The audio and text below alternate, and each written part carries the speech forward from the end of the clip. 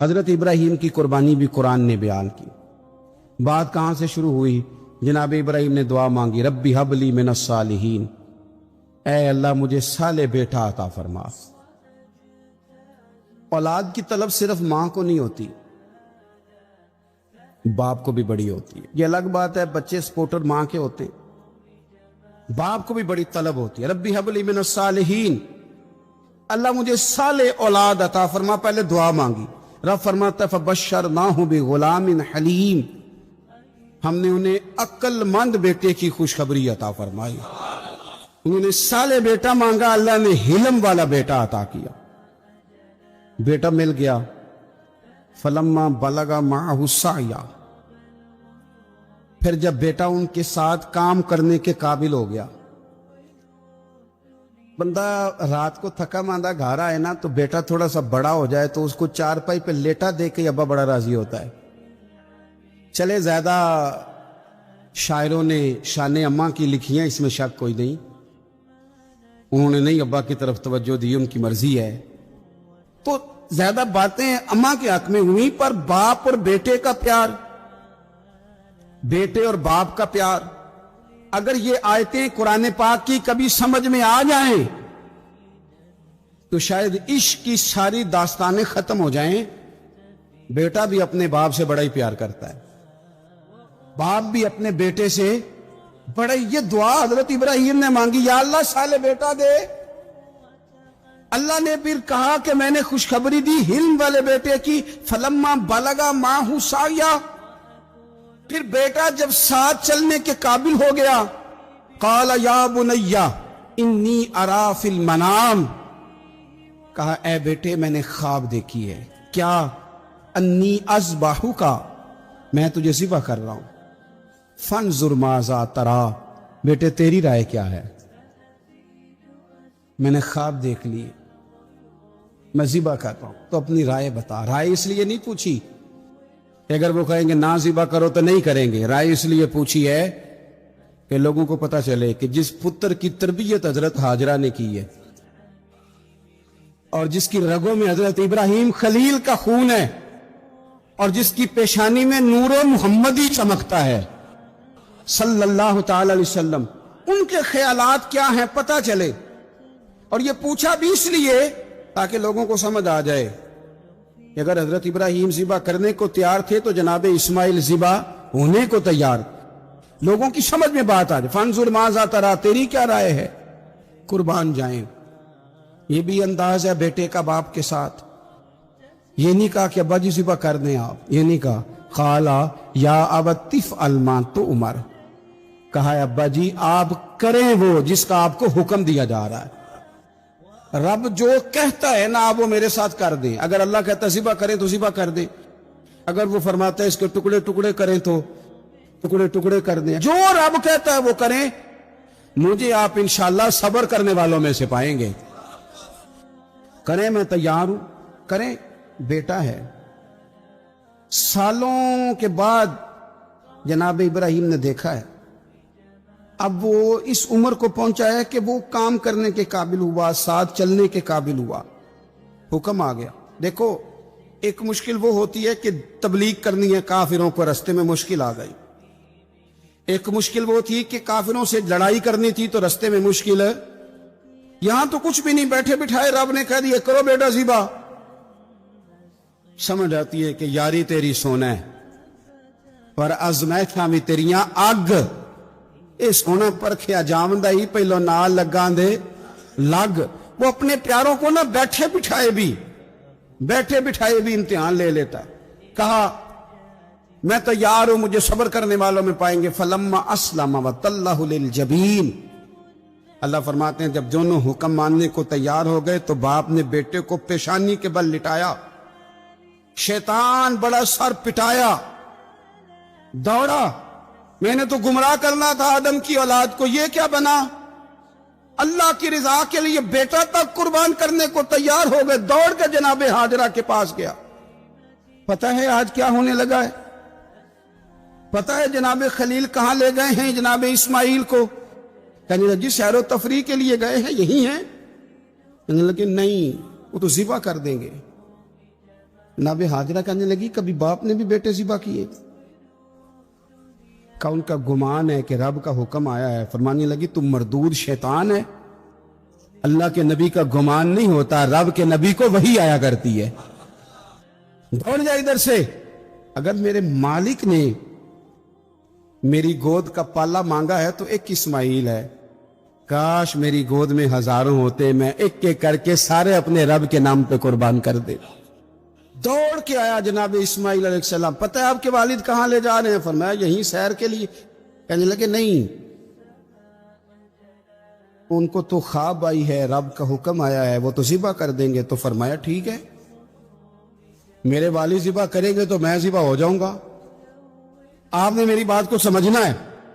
फिर हजरत इब्राहिम के रास्ते में आया, कहने लगा इब्राहिम हजरत जिब्रील तो आए ही नहीं, आपको तो हुक्म हजरत जिब्रील के जरिए आता है, आप ख्वाब देख के बेटा ज़िबा करेंगे। रोड़े उठाए, कंकर उठाए, जोर से मारे, वो दूसरी जगह आ गया, फिर कंकर मारे, फिर तीसरी जगह आ गया, फिर कंकर मारे। क्या दुनिया में यह भी अंदाज भी है कि रोड़े मारे तो इबादत का सवाब मिले? आप मेरी बात को समझना यार। रोड़ो मारो रोड़े, कौन मारे? हाजी साहब मारे। एक दफा मारे, कहा नहीं 3 दफा मारो, 3 दिन मारो, आओ रोड़े मारो। या अल्लाह, रोड़े मारना भी इबादत है? पत्थर मारे, कंकर मारे, फरमाया मारो ना, तुम्हें पता नहीं ना कि वो जायका कितना है जब मेरे खलील ने मेरी खातर रोड़े मारे थे, मेरी खातर रोड़े मारना भी इबादत करार दे दिया। सहाबा ने पूछा या रसूल अल्लाह, ये जो हम कंकर मारते हैं जमरात को, इसका भी सवाब है? फरमाया ये तो तुम्हें मिजान अमल में कयामत के दिन पता चलेगा ना अजर कितना है, ये तुम्हें तब पता चलेगा। रोड़े मारे। हजरत इब्राहिम खलील ने फलम्मा अस्लमा व तल्लहु लिल जबीन, दोनों तैयार हो गए। बाप ने बेटे को पेशानी के बल लिटाया। मुफस्सिरीन कहते हैं खुद कहा था जनाब इस्माइल ने, अब्बा जी सीधा लिटा के ज़िबा ना करना, हो सकता है चेहरा देखें तो आपसे छुरी ना चलाई जा सके, आंखों पे पट्टी बांध लो, मुझे उल्टा करके लिटा लो और मेरे हाथ पैर बांध लो। बेटे वो क्यों? कहा आप वालिद ही नहीं, पैगंबर भी है, पैगंबर भी जद्दुल अंबिया अबुल अंबिया इब्राहिम खलील। ऐसा ना हो कि मैं मौत आते वक्त तड़पूं तो कुछ खून उड़े, तो मैं अल्लाह के नबी की बेदबी नहीं करना चाहता, मुझे जरा बांध ले। बाप ने बेटे को बांधा, छुरी पकड़ और गर्दन पे चलाई। फलम्मा अस्लमा व तल्लहु लिल जबीन। आप कभी मजा तो ले इन आयतों का। दोनों तैयार हो गए। बाप ने बेटे को गर्दन के बल लिटा लिया। वनादैनाहु अय्या इब्राहिम। रब फरमाते हैं हमने आवाज दी, ए इब्राहिम। आप कभी देखे को बंदा काम कर रहा हो तो पीछे से को देखने वाला आवाज, ओ ठहरना ठहरना ठहरना, जरा मजा ले। वनादैनाहु अय्या इब्राहिम। अल्लाह फरमाते हैं हमने आवाज दी, ए इब्राहिम कद सदकता रुया, आपने तो ख्वाब सच कर दिखाया है। ए इब्राहिम आपने तो ख्वाब सच कर दिखाया। इन्ना कज़ालिका नज्ज़िल मुहसिनीन, हम इसी तरह नेकों को बदला देते हैं। इन्ना हाज़ा लहुवल बलाउल मुबीन, बेशक ये बड़ी आजमाइश थी, बेशक ये खुली आजमाइश थी। मैंने कहा था कुरान की आयतों का भी मजा लिया करें, ये खुली आजमाइश थी। जब आजमाइश लेने वाला कहता है आजमाइश खुली थी और देने वाले ने सच कर दिखाई, तो फिर हजरत इब्राहिम की शान देखी ना कितनी बुलंद है। लेने वाला कहता है आजमाइश खुली थी। वफदैनाहु बिज़िब्हिन अज़ीम, और हमने उन्हें बचा लिया फिदिये में अजीम ज़बीहा देकर। अल्लाह ने ना फिर दुम्बा भेजा जन्नत से। हजरत इब्राहिम ने छुरी चला दी थी, रोकी कोई नहीं, छुरी चला दी और जब बुरी तरह ज़िबा हो गया तो आंखें खोली तो आपने देखा कि नीचे दुम्बा ज़िबा हुआ पड़ा है और जनाब इस्माइल दूर खड़े मुस्कुरा रहे हैं। तो हजरत इब्राहिम की जुबान से निकला अल्लाहु अकबर, अल्लाहु अकबर। आपकी बात सुन के जनाब इस्माइल भी पुकारे अल्लाहु अकबर, अल्लाहु अकबर। ये लफ्ज़ सुने तो हजरत जिब्रील बोले, कहने लगे ला इलाहा इल्लल्लाहु वल्लाहु अकबर। जब उन्होंने ये कहा तो हजरत सैयदना इब्राहिम फिर बोले, कहने लगे अल्लाह अकबर वलिल्लाहिल हम्द। अल्लाह को ये लफ्ज भी बड़े प्यारे आए। फरमाया पढ़ो ना, 9 जिलहज की फजर से लेकर 13 तक पढ़ो ना जरा सारे, अल्लाह अकबर अल्लाह अकबर ला इलाहा इल्लल्लाहु अल्लाहु अकबर वलिल्लाहिल हम्द। फरमाया ये पढ़ते रहो। उन्होंने पढ़े थे मिलके तो मुझे बड़े प्यारे लगे। फरमाया हमने उन्हें बचा लिया एक फिदिया, अजीम फिदिया देके, व तरकना अलैहि फिल आखिरीन, और हमने उनके जिक्र को छोड़ा है आने वालों के लिए। क्या लफ्ज है कुरान के, कुर्बान होने को दिल करता है। ये बात बयान करके पता क्या फरमाया? रब ने फरमाया, रब ने फरमाया, खुदा खुद मीर मजलिस बूद, रब करीम ने फरमाया। क्या फरमाया? फरमाया सलामुन अला इब्राहिम, कुर्बान जाए, सलामुन अला इब्राहिम। क्या बात कहां खत्म हो रही है, कहां पहुंच रही है? क्या अंदा सलामुन अला इब्राहिम, सलामुन अला इब्राहिम। फरमाया सलाम हो इब्राहिम पर, सलाम हो इब्राहिम पर, सलाम हो। हुजूर फरमाने लगे गुलामों याद रखना, कुर्बानी हजरत इब्राहिम का तरीका है। कुर्बानी शियारे इस्लाम में से है। कुर्बानी अल्लाह को बड़ी महबूब है। नबी रहमत अलैहिस्सलाम ने फरमाया 10 जिलहज को जो अमल अल्लाह को सबसे ज्यादा पसंद है, जाहिर है 10 जिलहज को लोग नमाज भी पढ़ते हैं ईद की, और फजर की नमाज भी पढ़ते हैं, जिक्र भी करते हैं, इबादत भी करते हैं, बहुत सारे काम करते हैं। लेकिन हुजूर अलैहिस्सलाम फरमाते हैं कि अल्लाह को 10 जिलहज को जो काम सबसे ज्यादा पसंद है वो खून बहाना है, जानवर को ज़िबा करना है। नबी पाक सल्लल्लाहु अलैहि वसल्लम ने अपने गुलामों की दिलचस्पी पैदा फरमाई है कुर्बानी के साथ, शौक और ज़ौक का जिक्र फरमाया है। कुछ काम ऐसे होते हैं जो किसी की गैर मौजूदगी में भी हो जाते हैं, लेकिन नबी पाक सल्लल्लाहु ताला अलैहि वसल्लम ने हजरत फातिमा अज़्ज़हरा रदी अल्लाह ताला अन्हा से फरमाया कि फातिमा इधर आओ, यहां मेरे पास खड़ी हो जाओ। या रसूल अल्लाह क्या होने लगा है? फरमाया मैं तुम्हारे कुर्बानी के जानवर को ज़िबा करने लगा हूं। करीब खड़ा करके हजरत फातिमा को हुजूर ने ज़िबा फरमाया। मैं अक्सर ये बात आप अहबाब से अर्ज करता रहता हूं कि नबी करीम अलैहिस्सलाम के काशाना नूर पे 2-2, 3-3 महीने तक खाना नहीं पकता था, लेकिन कुर्बानियां अल्लाह के रसूल हर साल 2 दिया करते थे। खाना 2-2 महीने नहीं पका और कुर्बानियां 2, और 2 कुर्बानियां दे के हुजूर फरमाते एक मेरी तरफ से है, एक मेरी उम्मत की तरफ से है। मौला कायनात शेर खुदा हजरत अली मुर्तज़ा रदी अल्लाह ताला अन्हु घर में फकर रहता था। 3-3 दिन इमाम हसन और हुसैन 3-3 दिन बगैर सहरी और इफ्तार के खजूर और पानी के साथ रोजा रखते थे, खजूर और पानी के साथ रोजा खोलते थे। पर कुर्बानियां मौला अली हर साल 2 दिया करते थे। हमारे यहाँ लोग सारा साल खुशहाल रहते हैं और बड़ी से 10 दिन पहले तंग दस्त हो जाते। जो 5 लाख रुपया बेटे की शादी पे खर्च कर लेता है, पता नहीं कहां से लाता है। अगर उसको पता चल जाए कि यहाँ एक प्लाट सस्ता मिल रहा है तो फिर पता नहीं कहां कहां से उधार उठा लाता है। लेकिन जब मामला कुर्बानी का आता है फिर लोग तंगदस्ती का इजहार करते।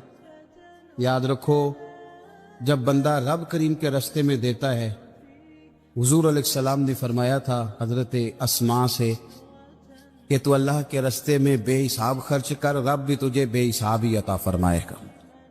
कुर्बानी के लिए शौक पैदा करें, ज़ौक पैदा करें और दिलचस्पी पैदा करें। यह बात ठीक है कि कुर्बानी साहिब इस्तिताअत पर फर्ज है, लेकिन उसके लिए शौक पैदा करें। एक है कुर्बानी करना, फिर एक है कुर्बानी के गोश्त को तकसीम करना। कुर्बानी का सारा गोश्त घर में रखना जायज़ है, और जब तक आपका दिल करे आप वो गोश्त खाएं, शरीयत आपको मना नहीं करती। लेकिन मेरा ये सवाल है कि कुर्बानी जाहिर है वही लोग करते हैं ना जिनके पास ताकत होती है, तो सारा साल गोश्त खाते हैं। तो मतलब सारा साल अगर आप गोश्त खा रहे हैं तो फिर आप मेहरबानी फरमाएं, ये तो अल्लाह के रास्ते में है, तो कोशिश करें ये तकसीम हो जाए। کچھ لوگ شاپر لے کے گوشت لینے آ جاتے ہیں، ان تک میرا یہ پیغام ضرور پہنچائیں کہ ان کے لیے سوال کرنا جائز ہی نہیں۔ شریعت یہ کہتی ہے کہ جس کے گھر میں ایک وقت کا کھانا موجود ہو، صبح کا، اس کے گھر میں کھانا موجود ہے ایک ٹائم کا، اس بندے کے لیے کسی کے سامنے ہاتھ پھیلانا جائز ہے۔ اتنا بھوکا آدمی کہ جس کے پاس اب کھانا ہی نہیں ہے، ایک وقت کا بھی وہ سوال کر سکتا ہے۔ چھوڑیں، سارا سال اگر ہم کسی امیر سے لے کے نہیں کھاتے تو کیا گھر میں ہنڈیاں نہیں پکتی؟ بالکل نہیں سوال کریں، قطعاً کوئی ضرورت نہیں، یہ جائز ہی نہیں ہے سرے سے۔ آپ کو کس نے اجازت دے دی خالی گوشت کی خاطر؟ جہاں اللہ تعالیٰ آپ کو مرچ دے رہا ہے، نمک دے رہا ہے، گھی دے رہا ہے، گھر رہنے کے لیے دے رہا ہے، وہ رب کریم 1000 روپے کا گوشت بھی عطا فرمائے گا۔ اور اس سے اگلی بات یہ کہ شکوہ بھی نہیں کرنا کہ فلانے نے اتنی قربانیاں کی تھی تو پتہ نہیں کہاں لے گیا ہے۔ اس نے کی تھی نا، پیسے کس کے تھے، ذبح کس نے کیا، تو آپ ذمہ دار ہیں کہ وہ کدھر لے کے گیا ہے۔ یہ بحث کرنے کی بھی اجازت دین ہمیں نہیں دیتا، تنقید کی بھی اجازت دین ہمیں۔ اس بات کو بھی ضرور ذہن میں رکھیں کہ ہم کہتے ہیں میں نے ابا جی کی اس سال کرنی ہے، اور پھر اگلے سال اماں جی کی کرنی ہے، اور پھر اس سے اگلے سال میں نے اپنی کرنی ہے۔ جس بندے کی جیب میں پیسے ہیں قربانی اس پر واجب ہے، اس کے ابا جی پر واجب نہیں۔ اگر ابا جی کے پاس الگ پیسے ہیں تو ابا جی پر قربانی واجب ہوگی۔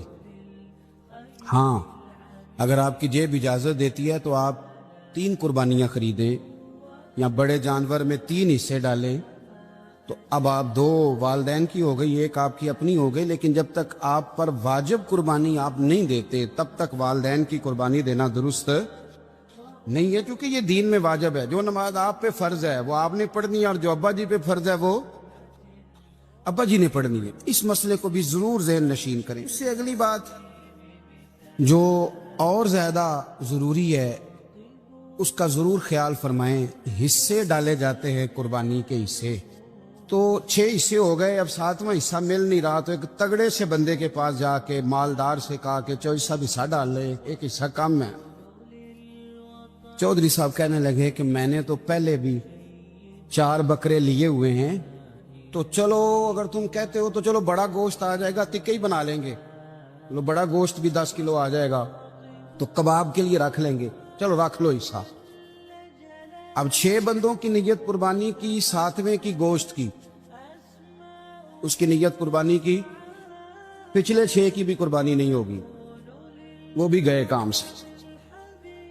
آپ اس بات کو سمجھیں کہ قربانی کا مطلب یہ ہے کہ خالص اللہ کی رضا کے لیے مخصوص وقت میں مخصوص جانور ذبح کرنا۔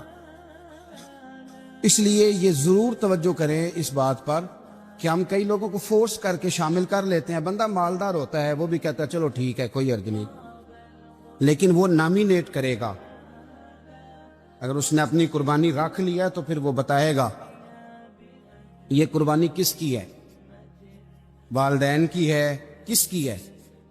تو قربانی اس ترتیب سے کریں کہ اس کے سارے مسائل سے آگاہی حاصل کریں۔ امام بیہقی کی روایت لائے ہیں، محبوب پاک نے فرمایا میرے امتی نے کسی ذمی کافر کے ساتھ اگر زیادتی کی، وہ ٹیکس دیتا تھا، جزیہ دیتا تھا، ذمی کافر تھا، اور میرے امتی نے اگر اس کے ساتھ زیادتی کی تو نبی پاک صلی اللہ علیہ وسلم فرماتے ہیں میں قیامت کے دن اس کافر کے ساتھ مل کر اپنے امتی پر اللہ کی بارگاہ میں مقدمہ دائر کروں گا، میں خود مقدمہ دائر کروں۔ یہاں ظلم کی آندیاں چلتی ہیں، طوفان چلتے ہیں، لوگ دوائیوں میں ظلم بیچتے ہیں، لوگ تعلیم کے نام پر ظلم کرتے ہیں، لوگ خیر کے نام پر ظلم تقسیم کرتے ہیں۔ یہاں اللہ اکبر ایسے ایسے رنگ دیکھنے کو ملتے ہیں۔ اب بنے گا کیا؟ کیا ہر زینب اسی طرح تڑپ کے چلی جائے گی؟ اس کا رزلٹ کیا نکلے گا؟ ہمارے ہاں تو نمبر گیم چلتی ہے، سیاستدان شعر لکھ کے لاتے ہیں، وہ ٹی وی پہ بیٹھ کے ایک دوسرے کو نیچا دکھانے کی کوشش کرتے. ساری سیاسی جماعتوں کے سربراہوں کو وہاں ہونا چاہیے تھا کہ نہیں ہونا چاہیے تھا؟ کیوں نہیں بولتے آپ لوگ؟ آپ کب بولیں گے؟ ابھی بھی وقت نہیں ہے آپ کے بولنے کا. ان کو وہاں ہونا چاہیے تھا کہ نہیں ہونا چاہیے تھا؟ یہ آپ کے نمائندے، ان کو ہونا چاہیے تھا وہاں. میرے نہیں ہیں، اللہ جانتا ہے، ایک بھی نہیں ہے ان میں سے. سوال ہی نہیں پیدا ہو. ارے یہ نمائندے ہوں گے، سوال ہی نہیں پیدا ہوتا. ہمارے نمائندے نہیں ہیں، یہ آپ کے بھی نہیں ہیں. پر تھوڑا سا وقت اور رہ گیا ہے، پھر انشاءاللہ سارا پاکستانی سمجھدار ہو جائے گا. یہ کسی کے بھی نہیں ہے. میرے بھائی، نمبرنگ ہو رہی ہے. میں رات گجرات میں تھا تو میں کہہ رہا تھا کہ ایک صاحب کہنے لگے مجھ سے وہاں کے پنجاب کی حکومت کو ریزائن کرنا چاہیے تھا کہ نہیں کرنا چاہیے تھا. تو میں نے کہا ریزائن وہ کرتے ہیں جن کے اندر کچھ تھوڑا بہت شرم کا مادہ ہوتا ہے. یہ لوگ ریزائن کریں گے؟ یہ کیسے کر سکتے؟ اور پھر ریزائن صرف ان کو نہیں کرنا چاہیے تھا. میری تو دعوت یہ ہے کہ ہر سیاسی جماعت ریزائن کرے. ہم اس ملک میں سیاست نہیں کریں گے. مذہبی جماعتیں تبلیغ کرنا بند کر دیں. کرانے عزام گدی نشینیاں چھوڑ کے باہر نکلیں. یہ جو ہر چوک اور ہر چوراہے میں لوگ نصیحتوں کا بازار گرم کر کے کھڑے ہیں، یہ چھوڑ دیں. کیا اثر ہے تمہاری تبلیغوں کا؟ کیا مل رہا ہے قوم کو؟ تمہاری گدیاں کیا تزکیہ نفس کر رہی ہیں؟ اور ہر اس آدمی پہ مقدمہ ہونا چاہیے جس کے موبائل میں گندی فوٹو ہے. ہر وہ آدمی مجرم ہے جو گند دیکھتا ہے، گند آگے تقسیم کرتا ہے. ایسے ہی ایک تو آدمی کا نام لگا کے چپ کر گئے ہو. صبح قیامت کے دن اس زینب کے خون کے حساب میں مجھے بھی پوچھا جائے گا اور آپ کو بھی پوچھا جائے گا. ہر ایک آدمی دوسرے پہ بوجھ ڈال کے خاموش ہو جاتا ہے. حکومت نے غلط کیا. حکومت بنوائی کس نے تھی؟ کس نے ووٹ دیا تھا؟ برابر کے شریک ہیں ان کے جرموں میں جو ان کو ٹھپے لگاتے ہیں. چپ کر جاتے ہو تنقید کر کے. حضرت سیدنا امام مالک رحمت اللہ علیہ فرمایا کرتے ظالموں کا مددگار بھی ظالم ہوتا ہے. تو ان کو ٹھپے لگانے والا ظالم نہیں ہوتا؟ وہ نہیں مددگار ظالموں کا؟ ابھی تک لوگ کہہ رہے ہیں مولانا آپ سخت جملے کہتے ہیں، آپ سخت جملے کہتے ہیں، آپ بچیں. میں نے کہا تمہیں پتہ نہیں نا، تمہیں خبر نہیں، تم اس زیادتی کا شکار نہیں ہو، تمہیں کیا پتا. میرے ایک چچا کا بیٹا تھا، اکلوتا تھا. وہ رستے میں جاتے ہوئے کسی کی گولی کا شکار ہو گیا. میں تھانے گیا پرچہ کٹوانے. طالب علمی کا زمانہ تھا. جب میں گھر سے نکلا تھا تو میری جیب میں 2 روپے تھے. میرے تو ابا جی بڑی دیر پہلے انتقال کر گئے. چچا کی یہ حالت تھی کہ وہ بیچارے اٹھنے کے قابل نہیں رہے. ایک بیٹا تھا. اور میں جب تھانے گیا تو میں نے پرچہ کاٹنے والے سے کہا کہ قتل ہو گیا ہے، پرچہ کٹوانا ہے. اور ڈاکٹر یہ کہتا ہے، ڈاکٹر جو مسیحا بنے پھرتے ہیں قوم کے، وہ کہتا ہے لاش کو ادھر رکھو اور پہلے پرچہ کٹوا کے لاؤ، پھر پوسٹ مارٹم کریں گے. اس نے بھی ایک ٹیلی فون کرنا گوارا نہیں کیا. یہ سارے ظالم ہیں الا ماشاء اللہ. یہ سب کٹہروں میں آئیں گے. ان سب کو حساب دینا. ان کی گودوں میں بیٹھنے والے مولوی اور پیر سب سے پہلے وہ لٹکائے جائیں گے. سب سے پہلا نمبر ان کا ہے. میں نے جا کے کہا پرچہ کہ پہلے پرچہ کٹواؤ پھر پوسٹ مارٹم سے. میں نے کہا پرچہ. تو پولیس والا مجھے کہنے لگا ایک پیلسنوں کا ڈبہ لاؤ. یہ نمائندے ہیں ہمارے، یہ ہماری حفاظت کرنے پہ ہیں. یہ تمہارے لیے تم نے خود اپنے لیے پولیس بنائی ہے. زینب کا چچا کہتا ہے جب میں تھانے گیا تھا پرچہ کٹوانے، مجھے پولیس والے کہتے تھے اگر مالٹے ٹھنڈے ملتے ہیں تو لے کے آ. اور زینب کا چچا کہتا ہے کہ وہ مجھے کہتے تھے کہ جا نیسلے کی 2 بوتلیں لا، پانی پینا ہے. اس ملک پہ بسنے والوں کا کوئی وارث نہیں، کوئی نہیں ان کا والی وارث. اور کہتا ہے کوڑے میں پڑی لپٹی ہوئی خون سے لاش اور مجھے پولیس والے کہتے ہیں فلانے نے لاش ڈھونڈیا، اسے تو پہلے 10,000 دے لے۔ میں ظالم ہوں، آپ ظالم ہیں، انہوں نے ظالموں کو اپنا سپہ سالار بنایا۔ تیاری کر رہو اللہ کے حضور۔ میں نے پوچھا رب کریم سے، مولا تو بتانا رزلٹ کب نکلے گا؟ تو رب کریم نے فرمایا دنیا تو غافل ہو سکتی ہے، وَلَا تَحْسَبَنَّ اللَّهَ غَافِلًا عَمَّا يَعْمَلُ الظَّالِمُونَ۔ کر جا کے سورۃ ابراہیم کی آیت نمبر 42 پڑھو۔ رب فرماتے ہیں اللہ غافل نہیں ہے ان لوگوں سے جو دنیا میں ظلم کر رہے ہیں، اللہ ظالموں کے کاموں سے غافل۔ تو پھر مولا رزلٹ کیا ہے؟ فرمایا انما یؤخرہم لیوم، اللہ نے ایک دن کے لیے یہ فیصلے رکھے ہوئے، رب روز عدالت نہیں لگائے گا، اللہ نے ایک دن رکھا ہوا۔ تشخص فیہ الابصار، فرمایا میں ظالموں کو اس طرح لٹکاؤں گا کہ لوگوں کی آنکھیں کھلی کی کھلی رہ جائیں گی۔